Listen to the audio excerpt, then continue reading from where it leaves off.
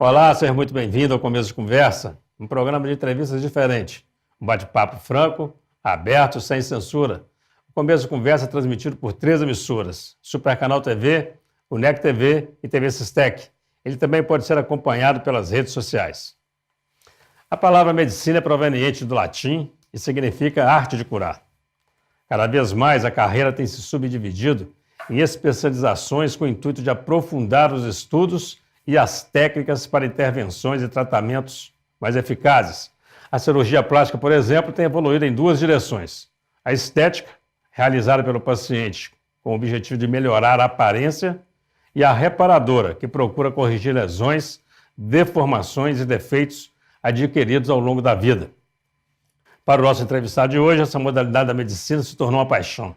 Ele se interessou pela área enquanto fazia residência, observando a sensibilidade e a destreza da equipe de cirurgia plástica da Santa Casa de Misericórdia de Belo Horizonte. São mais de 30 anos de atuação em que a paixão se converteu em uma carreira muito bem sucedida. Logo após o intervalo, eu volto para falar com esse convidado muito especial de hoje. Não saia daí, nós voltamos já já.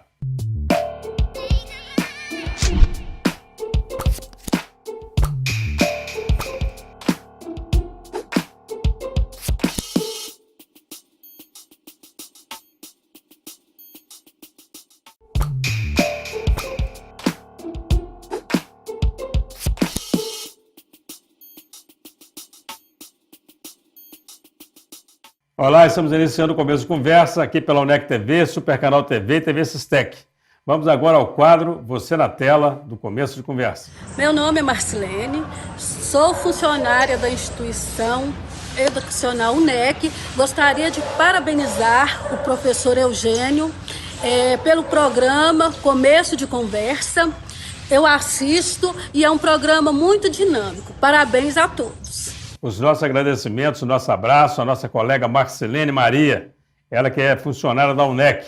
Você também pode aparecer aqui no Começo de Conversa, envie o seu comentário, a sua sugestão, grave o seu vídeo e envie através do WhatsApp 033 98899 2831. Eu vou repetir o número, 98899 2831. Ele é filho de Aparício Saraiva da Costa e Isoralda Bonfim. Casou-se com Maria Helena Assis Costa e é pai do Luciano e do Lucas. Graduado em Medicina, fez residência médica no Serviço de Cirurgia Geral de Santa Casa de Misericórdia, Belo Horizonte, onde também fez a residência em Cirurgia Plástica. Ele atualmente ocupa cadeira representativa nas principais entidades de classe na área, inclusive de âmbito internacional. Vamos começar nosso bate-papo com o convidado de hoje, César Nicolau da Costa, cirurgião plástico e ex-secretário municipal de saúde de Caratinga, doutor César. Seja muito bem-vindo. Muito obrigado. Prazer muito grande recebê-lo aqui. Obrigado. Isso mesmo, o senhor fez cirurgia plástica e fez cirurgia geral na Santa Casa de Misericórdia. Sim, porque para fazer cirurgia plástica é obrigatório e tem como pré-requisito ser especialista em cirurgia geral. Então nós cumprimos todos os requisitos, fizemos cirurgia geral e depois a residência de cirurgia plástica lá na Santa Casa de Misericórdia. É uma referência grande, né? Com certeza, é um hospital de grande referência até o momento de hoje. Não é? Foi quando? Você lembra, hein? Foi no início dos anos 80. Eu não posso falar muito, não, porque mostra a idade. Não... Mas você está com 38 anos de 38 medicina. anos já de medicina. É uma coisa bacana mais demais, de 30 né? em cirurgia plástica. Mas formou muito novo, porque está muito formei jovem. Sim, formei jovem. Está muito com jovem certeza. Ainda. E 38 anos, está animado ainda, continua trabalhando e já Sim. pensou em aposentar, não? Não, olha, aposentar é algo muito difícil. Aposentar e fazer o quê? Eu acho que o trabalho dignifica o homem, né? E não deixar a mente ociosa sem fazer nada. É sinal também que está gostando muito do que faz, né? E adoro o que eu faço, sempre gostei. E tenho também outro fator, que é o meu filho, que está terminando a residência de cirurgia plástica este ano. Que bacana, você termina tem um filho médico, em Belo Horizonte, então. isso, no Hospital Belo Horizonte. Você tem 2 filhos? 2 filhos. Tem o Luciano, que está terminando agora a residência de cirurgia plástica, e o Lucas, que forma em medicina este ano na Universidade então Federal. Os 2 filhos seguiram aí Juiz de Fora. a carreira do pai, que bacana, Isso. hein? O senhor formou lá em Teresópolis. Formei em Teresópolis, no estado do Rio de Janeiro. E aí de lá o senhor passou na própria residência? Fui para Belo Horizonte e lá iniciei cirurgia geral e acompanhando lá trabalhos que a gente fazia, coisas muito correlacionadas com a cirurgia geral, acabei gostando da cirurgia plástica. Surgiu a oportunidade de fazer as provas, eu fiz, foi aprovado e segui a carreira onde estou até hoje. Bacana, né?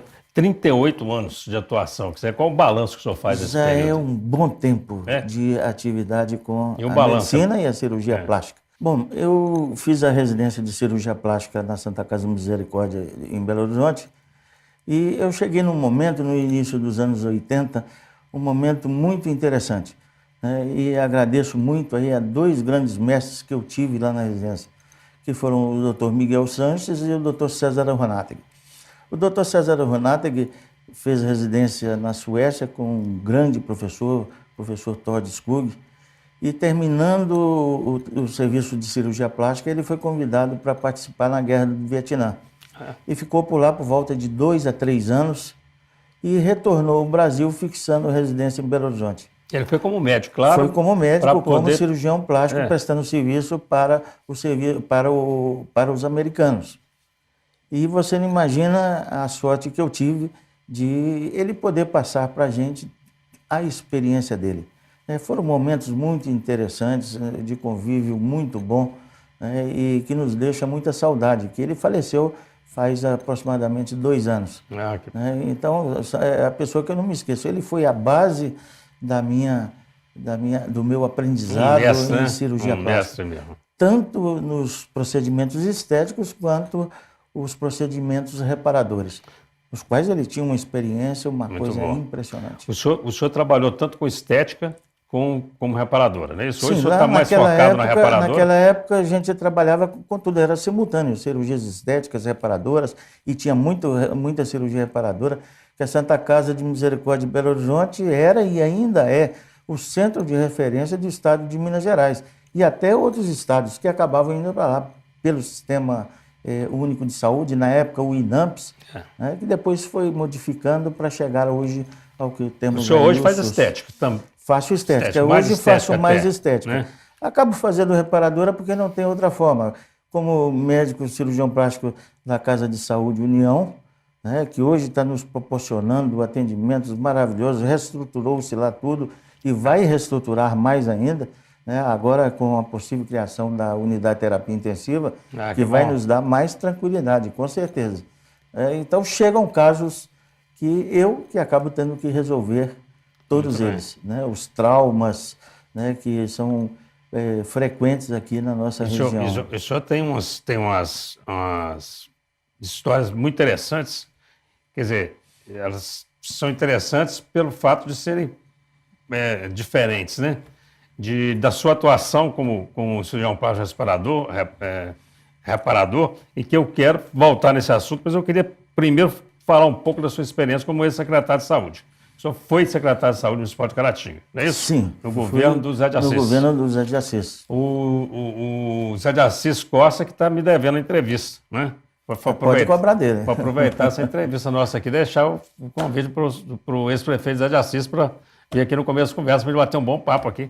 Zé de Assis que teve um governo de 4 anos, né? Correto. E muito elogiado o tempo todo, com um desfecho que não foi muito bom e que a gente sabe que não foi porque ele quis que fosse desse jeito, né? Porque o Zé foi um cara, assim, toda vez que você fala em saúde, o pessoal lembra do período que o Zé foi prefeito e que o senhor era secretário. Fala em ação social, o Zé era um cara focado na ação social, um cara que preocupou em rasgar a rua, né? E para colocar a rede de esgoto nessa cidade quase toda, né, doutor? É verdade. O Zé é um camarada de uma visão, assim, impressionante. E eu, como secretário de Saúde, ele nos proporcionou, dando uma liberdade muito grande no nosso trabalho. Tanto que nós conseguimos trazer para Caratinga várias coisas. Uma das mais importantes que eu achei que foi a implantação aqui da gestão plena de saúde. Foi implantada no seu... Foi na minha gestão. Na sua gestão, bacana. Isso, o que aconteceria? Todo o recurso chegava diretamente ao município sem os intermediadores. E nos facilitava para a gente fazer e executar os programas que a gente queria e o que era necessário. Outro fator importante também foi a criação da Central de Marcação de Consultas. E também foi no seu... Que tinha uma demanda muito grande de consultas especializadas. E nós criamos isso e qualquer cidadão caratinguense, até pelo telefone, naquela época ainda o orelhão Hoje não, hoje é o celular, quase não existe orelhão. Ele ligava, marcar, não precisava estar lá presente, agendava a sua consulta. E nós conseguimos zerar essa fila de espera. E contratando e proporcionando também trabalho a vários colegas especialistas aqui da cidade de Caratinga.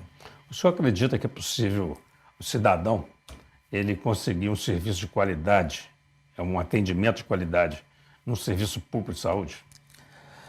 Olha, nós temos serviços públicos de excelência, né? Nós temos exemplos aí. Por exemplo, o Hospital João 23 em Belo Horizonte, que presta um serviço maravilhoso, né, de reconhecimento muito grande, e instituições até de reconhecimento até internacional, como o INCA, Instituto do Câncer do Rio de Janeiro, com trabalhos maravilhosos para o tratamento do câncer. Mas são casos pontuais, né? É claro que existem outros serviços espalhados aí pelo nosso Brasil. Mas no dia a dia, o cidadão comum, quer dizer, no dia a dia, e o cidadão interiorano mesmo, ele precisa de um plano de saúde para ter acesso a um especialista bom mesmo, ou ele consegue isso no SUS? Olha, consegue sim, mas nós estamos vivendo um momento muito difícil no Brasil.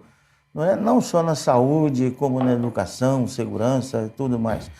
Então você percebe hoje, né, que essa semana que passou, por exemplo, teve uma reunião em Valadares, convocada pelo prefeito de Valadares, reunindo mais de 40 prefeitos do leste de Minas. E eles estão com previsão aí de paralisar tudo, de fechar as unidades de saúde, de paralisar as prefeituras. Esse é o momento que nós estamos vivendo nesse Brasil aí, que dinheiro tem. O grande problema nosso é a corrupção que assola o nosso país. Esse é um problema muito sério para ser atacado pelo próximo presidente, inclusive, né? Pelo próximo governador. Ele vai ter que ter muito pulso forte para poder acabar com isso, né? Acabar com essa lei do gesto de todo mundo querer levar vantagem em tudo. E é o que está acontecendo aí em todas as esferas de governo. Eu acho que com a sociedade em geral. Todo mundo quer levar uma vantagenzinha. Nós vamos fazer um rápido intervalo, a conversa está muito boa, você não sai daí. Daí nós estamos conversando com o Dr. César Nicolau, uma entrevista sensacional aqui no Começo Conversa. Nós voltamos já já.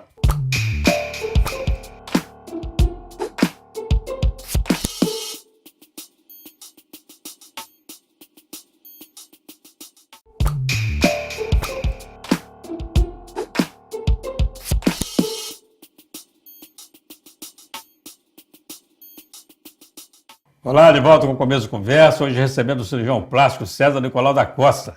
Nós estávamos falando aqui, né? Falamos sobre a atuação da sua atuação como secretário de saúde do município de Caratinga, da saúde do Brasil de uma maneira geral. O senhor entrou na questão da corrupção e chegou na questão do próprio brasileiro. Quer dizer, a corrupção parece fazer parte do nosso dia a dia, né, doutor? Lamentavelmente. Lamentável, né? A gente todo mundo acostumou com ela. E trazendo transtornos em todos os segmentos da nossa sociedade, né? Precisando de pessoas, né, com visão, né? Voltando até o caso do Zé de Assis, que na época de prefeito, ele visava tanto o movimento para Caratinga, o que ele fez? Ele conseguiu negociar com o então governador, na época, Eduardo Azeredo, para trazer uma faculdade de medicina para Caratinga. O que ele fez? Ele do PMDB deixou de apoiar o PMDB, na época o candidato Itamar Franco, apoiando o ex-governador Eduardo Azeredo, que estava em campanha de reeleição, que acabou até perdendo. Então eu achei que foi uma atitude de muita coragem dele, né, de fazer isso. Quer dizer, são pessoas desse tipo que nós estamos precisando, fazendo uma analogia a tudo isso, precisando de acontecer nesse nosso Brasil. Pessoa que não está preocupada pensando nele, né, no umbigo, não está pensando nele. Os interesses você vê pessoais, que os grandes políticos, está aí a mídia mostrando e ninguém prova nada, ninguém vê, parece que não cometeram crime. Não é? Como que a gente vai fazer? Está difícil. As eleições estão chegando aí. Como é que nós vamos todo fazer? Todo mundo achando normal isso tudo, votar? Né? Muito complicado, né? Bom, voltando aqui à cirurgia, doutor. O que é mais fácil fazer? A estética ou a reparadora? Olha, na verdade... Mais fácil eu não sei, o que é que dá mais trabalho? Porque todas as duas são trabalhosas. Na verdade, não existe divisão em cirurgia plástica, estética e reparadora. Ela é única. O que a gente tende a fazer e precisa de fazer é tentar estruturar, né, todos os tecidos para tornar a pessoa mais bela, mais jovem, ou seja, ela for reparar os danos que por acaso aconteceram. A minha pergunta até naquele sentido, assim, o sujeito chega lá, meu nariz não é muito bonito, eu queria melhorar meu nariz. Outra coisa, eu chego com meu nariz arregaçado, porque levei uma pancada e... São dois fatos diferentes. São diferentes, né? Tem um que... Aliás, eu queria pegar um desses casos. Eu falei sobre isso, sobre sua atuação nisso. Tem um caso de um rapaz que teve o pênis decepado aqui há um tempo, porque parece que o pai descobriu alguma coisa dele com a filha e foi lá e decepou o pênis. E o senhor reconstruiu isso. É verdade? É isso mesmo? Isso. Existe um princípio básico na medicina, né, que a primeira coisa é você prevalecer a vida do paciente. Não podemos esquecer disso. Isso está em primeiro plano, é restaurar a vida dele, não deixar que ele venha a óbito. Mesmo que depois fica feio, mas fazer o quê? E depois em segundo plano, nisso. né, tudo estabilizado, você vai pensar na reparação. Né? E a questão das sequelas vai depender do fato que acontecer. Né? Muitas vezes você consegue reparar como um todo. E eu tive um caso muito interessante que eu não esqueço, né, na minha vida, foi quando meu filho, eu chegando em Caratinga, meu filho teve um acidente de automóvel e o único que estava aqui em Caratinga para poder resolver esse problema era eu. É mesmo, né? pai? Com toda a laceração facial muito grande. Nossa. E nós tivemos que atuar. Né? Imagina você operando o seu filho. Muito né? complicado. Aquilo ficou uma recordação na minha vida, um pouco triste, teve mas nós conseguimos resolver tudo. experiência. Até com o meu próprio filho. E com os outros que acontecem aí a todo momento, a gente está fazendo Esse negócio isso. do rapaz, o pênis foi recolocado. Como é que funciona um negócio desse? Sim, primeiro nós restabelecemos, né, os sangramentos, né, a hipotensão e depois começamos a reconstrução. Nós conseguimos recuperar mais ou menos em torno de 80%. 80%. Ou até uma dúvida sobre isso. Por exemplo, a pessoa teve um dedo decepado. É bom que leve o dedo, né, doutor? É isso mesmo? Para um acidente que cortou a orelha, levar a orelha. Leva que muitas vezes nós temos como reimplantar esses tecidos. Tem tecidos. É o que a gente tenta. E é sempre mais fácil, mas porque existem é do próprio... riscos, né, de não conseguir, porque o trauma ele depende de como aconteceu. Né? Se você macera muitos tecidos, machuca muitos tecidos, a probabilidade de você conseguir êxito nessa reconstrução é mais difícil. É mais difícil. Né? Não é como o cirurgião corta, eu corto certo no lugar certo. Então o dano é menor. Né? Quando o tecido está todo macerado, todo machucado, então lesa estruturas importantes e nos dificulta a reconstruir isso. Nós estamos vivendo um momento aí que a mídia está soltando informações à vontade sobre pessoas que não foram bem-sucedidas, que estão doentes ou que morreram por conta de cirurgia estética. É o famoso caso aí do Dr. Bumbum, uma senhora aí que apareceu agora que nem médica aí estava injetando silicone nos glúteos das mulheres, né? Com morte e tudo. O que leva as pessoas a procurarem um atendimento desse, doutor, sem ter informação devida do profissional, da localização que vai acontecer? É muita vontade de ficar bonito, né? Com certeza. Os procedimentos estéticos chamam muita atenção dessas pessoas. Você vê que 98% dos casos divulgados pela grande mídia não são realizados por profissionais especializados e com formação adequada. Ou em locais também adequados. E locais adequados, como foi o caso desse Dr. Bumbum, ele fazer procedimentos dentro de um apartamento. Isso é proibido, não se pode realizar procedimentos em um apartamento. E até acredito que ele tenha tido sucesso em alguns procedimentos, mas o dia que ele tem um problema, por esse efeito, isso trouxe uma repercussão muito grande para ele. E com certeza o Conselho Federal de Medicina vai tratar isso com muito rigor, né? Com todas as punições possíveis, né, que o caso requer. Agora o que eu acho interessante é que o senhor falou anteriormente aí sobre a questão da corrupção da lei de Gerson e tal, é que quando você olha o perfil dos pacientes, do Dr. Bumbum, por exemplo, né? Não tem ninguém bobo, não. São pessoas bem informadas, são pessoas esclarecidas. E o que leva a pessoa a um procedimento desse? é a lei da vantagem, né? Fazer mais barato, não é? Com certeza, né? E Não eles quero têm pagar. uma boa conversa e utilizam as mídias sociais aí, né? Com gravações e tudo, a pessoa acredita. Eu não sei como é que ele consegue caminhar para realizar esses procedimentos sem uma pesquisa. A Sociedade Brasileira de Cirurgia Plástica, ela priva para, né, regulamentar tudo isso, inclusive na formação dos profissionais durante a especialização em cirurgia plástica. Então, todo cidadão tem um site que é da Sociedade Brasileira de Cirurgia Plástica, que é aberto, que é o www.sociedadecirurgiaplástica.org.br. Então, entra no site da sociedade e verifica se o médico é especialista, se ele tem boa formação, que bacana, ou então ele procure alguns pacientes, né, que ele possa ter conhecimento e que tenha feito procedimentos com ele. Procurar. Então ele com certeza vai correr um menor risco de complicações indesejadas. A gente vai procurar um médico, principalmente por uma questão dessa. Não pode ser porque viu uma propaganda no outdoor, não. Tem que pegar a informação. De jeito nenhum. A informação, ela Quer dizer, então, a informação e saber que o colega tenha formação, né, e esteja capacitado a realizar esses procedimentos. Quer dizer que no site, então, da Sociedade Brasileira de Cirurgia Plástica, o senhor vai lá dentro e encontra lá. www.cirurgiaplástica.org.br. Então, se você entrou no site, você já vai ver lá. Se o médico aí você membro pesquisa por qualquer Bacana. médico que seja membro da sociedade e que tenha título de especialidade ou não. E qual que é a exigência para fazer parte da sociedade? Minha pergunta é porque, às vezes, o médico, não é o caso que o médico pagou a mensalidade e está lá dentro. Não. A Sociedade Brasileira de Cirurgia Plástica é interessante. É uma das sociedades mais bem organizadas do Brasil. Inclusive, para participar de qualquer evento da sociedade, se você não for associado, você não pode fazer. Não é qualquer médico que chega lá e faz.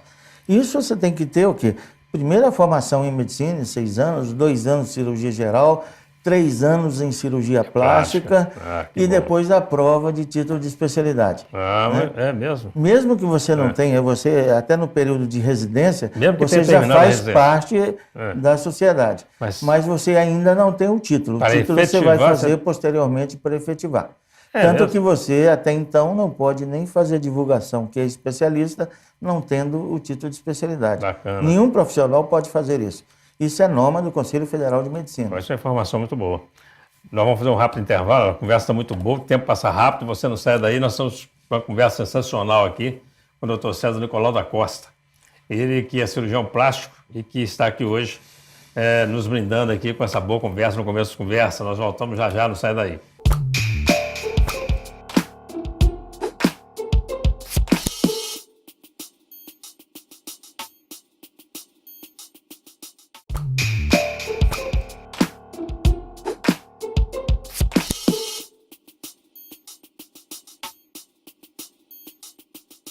Olá, estamos de volta com o começo da conversa. Você que chegou aí agora vai poder acompanhar o terceiro e último bloco de uma sensacional entrevista com o Dr. César Nicolau da Costa.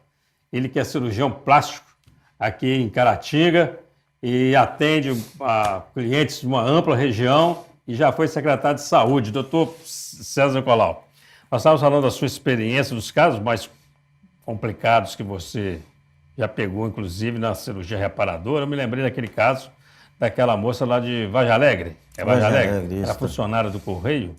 Não. Ela recebeu pelo Correio um presente que o namorado mandou, não é isso? E era uma bomba. Isso, era uma bomba. Na hora que ela ligou o rádio explodiu. Era um rádio, isso mesmo. Nossa Senhora. E ela, coitada, teve lesões muito graves, né?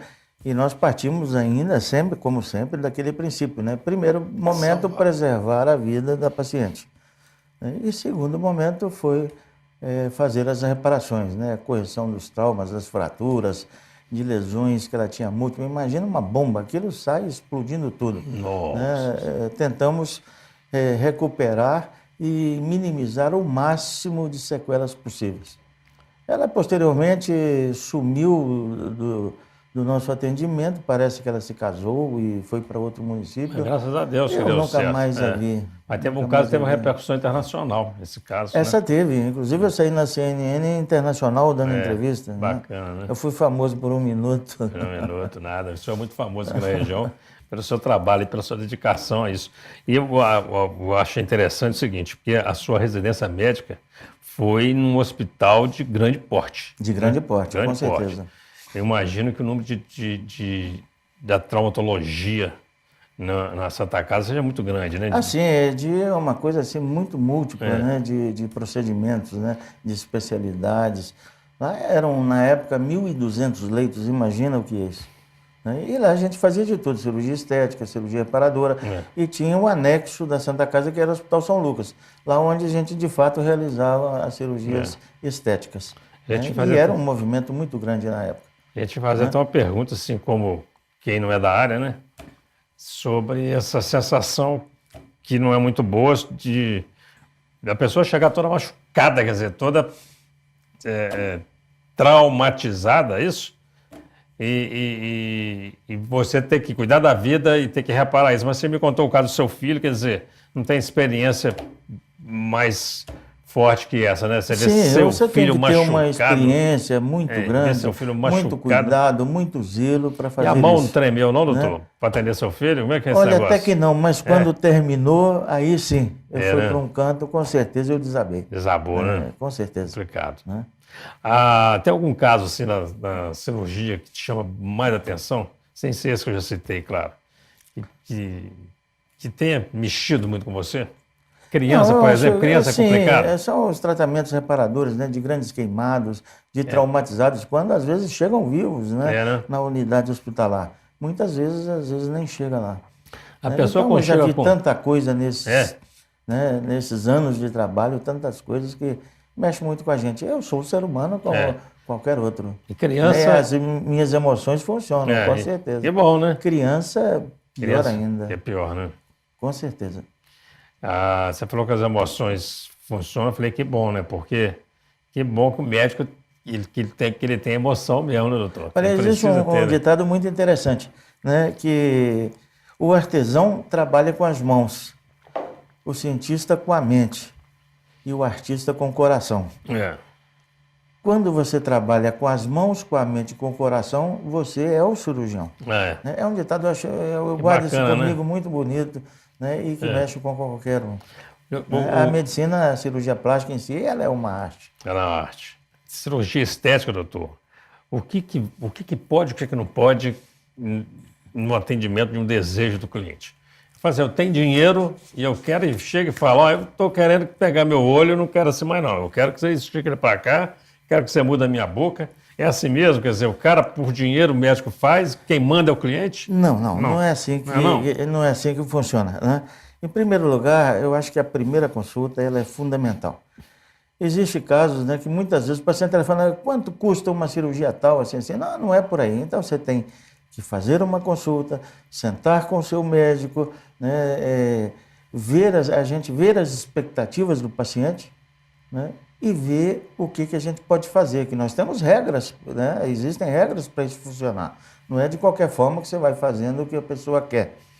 E a medicina não é mercantilista, não é por dinheiro que você vai fazer isso. Então, isso não pode acontecer de forma nenhuma. Né? Lá no meu serviço, né, na minha clínica, a gente faz de tudo. Né? Cirurgia estética, reparadora. Hoje, vai passando o tempo, a gente vai fazendo, tende a fazer mais estética. Né? Eu faço cirurgias faciais, os lift faciais, que são as ritidoplastias, mamoplastias de aumento, com inclusão de prótese de silicone, que é a cirurgia mais procurada hoje no Brasil. A segunda é a lipoaspiração. É mesmo? E hoje... as abdominoplastias, as orelhas proeminentes, né, as orelhas em abano, as rinoplastias, né, e defeitos congênitos, tumores faciais, né, complexos a gente faz. E estou inovando agora com os transplantes capilares. Né? A gente está fazendo cirurgias já em Belo Horizonte e eu estou querendo, porque isso demanda uma equipe muito grande, multidisciplinar. Né, aqueles que cortam os enxertos, né, dos microtransplantes, né, dos microfolículos, e estou querendo fazer isso agora em Caratinga. Para ninguém ter que sair daqui. Tem calvície, quer corrigir, não precisa ir a Belo Horizonte. Nós já traz o pessoal de Belo Horizonte, eles vêm, acompanham com a gente aqui, a equipe, para a gente poder realizar. Daqui no tempo já vou poder resolver isso aqui. Então, já pode começar a tratar aqui, essa pequena calvície que você tem, já pode corrigir. Tá grande, já pode corrigir, com certeza. Que interessante. Então, isso é uma inovação para Caratinga. E o primeiro procedimento que fizer aqui, na época, com certeza a gente deverá divulgar, né?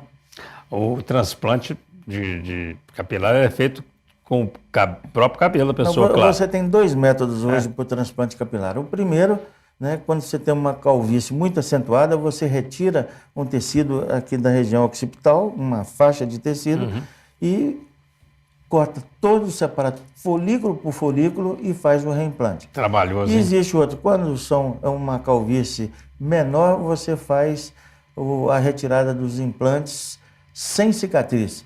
Então você vai retirando onde tem cabelo fio a fio e reimplantando na área. É o próprio fiozinho, então. O próprio fiozinho. Não muda nada. Sem cortar, sem nada. E não muda a característica. A maquininha você vai tirando folículo por folículo e você faz o reimplante imediato. E não muda a característica do cabelo. E não muda nada. Absolutamente. O cabelo branco vai nascer branco do mesmo jeito? Olha, às vezes até não, às vezes até modifica, né? Dependendo do paciente. Isso é muito tendência, né? De ter cabelos brancos com uma precocidade acentuada, né? Eu lembro que quando nós trabalhávamos em Belo Horizonte, no nosso serviço tinha uma moça que era nossa instrumentadora, 18 anos, cabelo branquinho, impressionante, eu nunca tinha visto aquilo na minha vida. E mulher ainda, que não é muito comum, porque homem costuma os rapazes. E era natural dela, não é que ela pintava, não era cabelo branco mesmo. Muito bem.